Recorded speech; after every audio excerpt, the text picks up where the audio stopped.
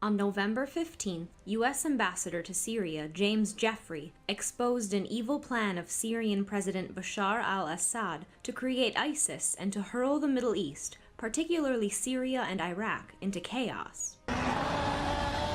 We also think that you cannot have an enduring defeat of ISIS until you have fundamental change in the Syrian regime and fundamental change in Iran's role in Syria, which contributed greatly to the rise of ISIS in the first place in 2013 and 2014, Jeffrey said during a press briefing.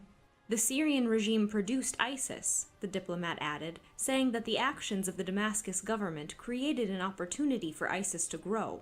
By these remarks, Mr. Jeffrey just reinvented an old-fashioned propaganda narrative used by the so-called Syrian opposition to explain how it appeared that the main forces opposing the Assad government in Syria is ISIS and al-Qaeda.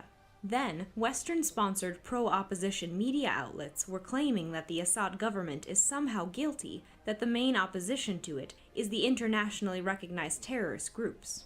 In 2008, this narrative became useful for Washington to justify its further military presence in the war-torn country.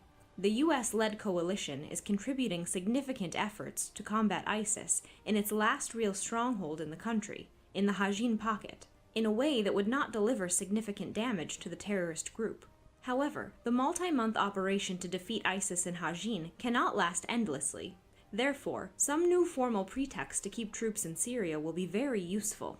The real goals of the US are to limit the influence of Russia in the region and to assist Israel in its long-standing standoff against Iran.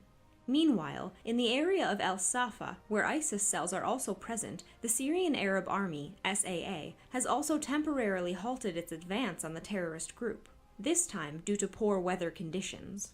The new SAA push, designed to put an end to ISIS present in al-Safa, started on November 11th. Since then, the SAA had advanced several kilometers deep into the ISIS-held area and captured several new positions.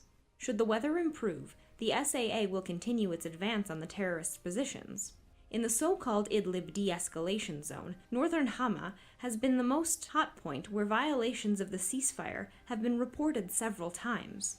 Particularly, Jaish al-Izza and other militant groups once again attacked SAA positions from the directions of al-Latamina and al-Zakat.